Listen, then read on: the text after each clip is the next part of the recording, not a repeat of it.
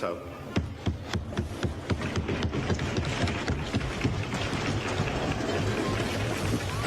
شکریہ جناب چیئرمین صاحب.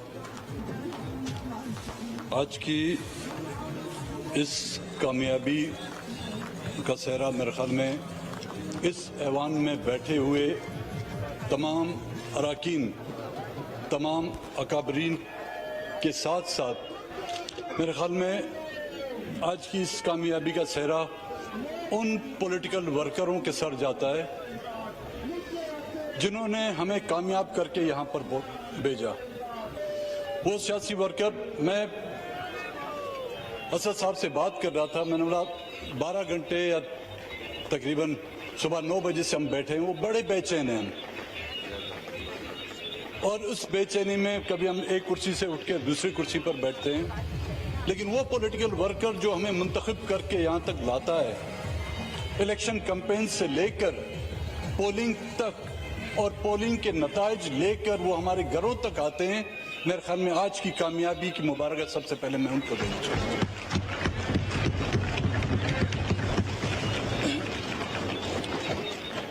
جناب اسپیکر صاحب، اس 1 مہینے سے اسلام آباد کی اس پرفضا اور سبززار میں جو ہم لوگ قید تھے، وہ آپ کو بھی پتا ہے، ہم سب کو پتا ہے. کون سی وہ جدوجہد تھی، کون سی وہ جنگ تھی جو ہم لڑ رہے تھے. میرے ہاتھوں میں 2 کتابیں ہیں جناب چیئرمین صاحب. ایک کو کہتے ہیں آئین پاکستان اور دوسرے کو rules and procedure of the conduct of the business of the house. آئین پاکستان کے ماتحت یہ ایوان بھی ہے. آئین پاکستان کے تابع یہاں کی عدالتیں بھی ہیں. آئین پاکستان کے تابع یہاں کی افواج بھی ہے. آئین پاکستان کے تابع یہاں کی عام عوام بھی ہے. اور سب سے بڑی بات،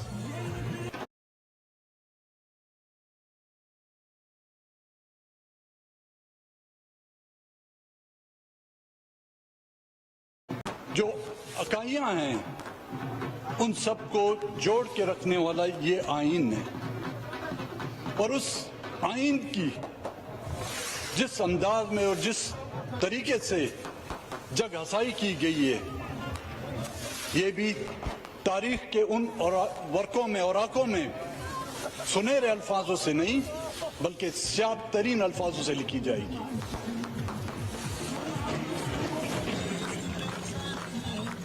اس کی پاسداری کی ذمہ داری کیا صرف یہاں کے عام لوگوں پر ہے؟ یہاں پر بیٹھے ہوئے جس چیئر پر آج آپ بیٹھے ہوئے جناب اسپیکر چیئرمین صاحب، کسٹوڈین دی ہاؤس، اس کی ذمہ داری بنتی ہے.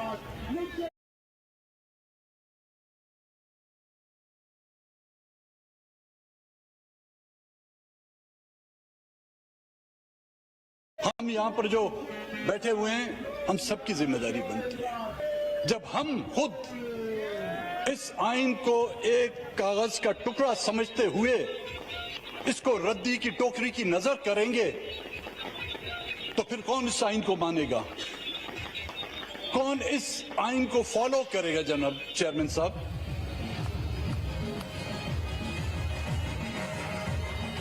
یہ جو ڈیلے ہو رہا تھا، مجھے تو لگ رہا تھا کہ ہم PI کی فلائٹ کے انتظار میں کب آ رہی ہے اور کب اناؤنس ہو رہا ہے.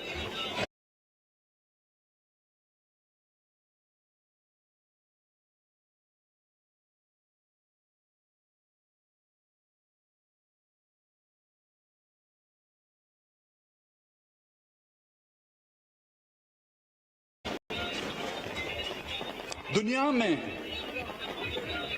کبھی کوئی ٹرین لیٹ ہو جاتی ہے تو اس کا وزیر مستعفی ہو جاتا ہے. ٹرین کے حادثات میں وزراء استعفیٰ دیتے ہیں. یہاں پہ آئین ٹوٹتا ہے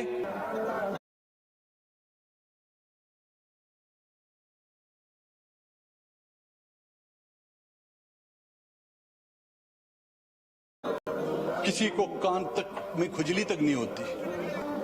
इस मुल्क को तोड़ा जाता है, टूटा नहीं, तोड़ा जाता है, अपने हाथों से तोड़ा जाता है, मेरे मोहतरम दोस्तों, लेकिन उस पर भी जश्न मनाए जाते हैं।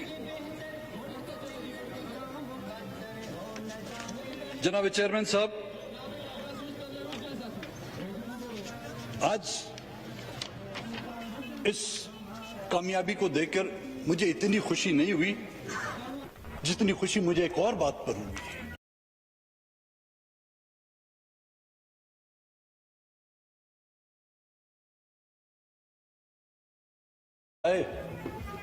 मैं हकीकतन आपको बताता हूं, मैं बड़ा अनकंफर्टेबल अपने आप को फील कर रहा था कि इतने मुहब्बे वतन, इतने पेट्रोइट, इतने पाकिस्तान के जो हैं हिमायती, और हम जो है बाप दादाओं से जो गद्दार कहलाते थे, इस तरह लग रहा था मुझे कि फर्स्ट ईयर में कोई स्टूडेंट जाता है और उसको जो बुली करने आते हैं, मैं ये समझता कोई ना कोई मुझ पर गद्दारी का या इल्जाम या कोई फतवा लगा देगा।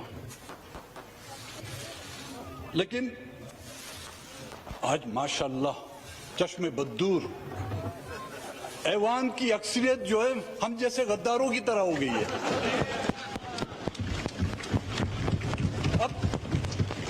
अब पता नहीं आप लोगों को मुबारक दूं या अफसोस करूं, बट मैं ये कहूंगा, वेलकम टू माय क्लब।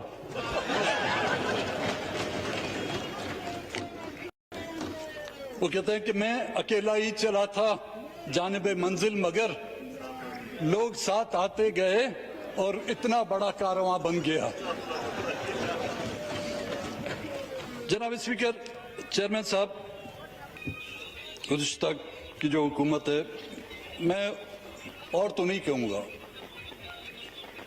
खुदावंद ताला भी चंद चीज़ों से जो उसने मना किया हुआ, एक नशा, एक तकब्बुर, एक गुरूर, एक दौलत का नशा। चाहे गुरूर का नशा हो वो भी किसी नशे से कम नहीं, चाहे दौलत का नशा हो वो भी किसी नशे से कम नहीं, चाहे इक़्तिदार का नशा हो वो भी किसी नशे से कम नहीं। आज जो हुकूमत आज खत्म हुई है, इसके और गुनाह अपनी जगह पर, लेकिन सबसे बड़ा उसका तकब्बुर और उसका घमंड और उसका गुरूर जो है उसको ले डूबा है।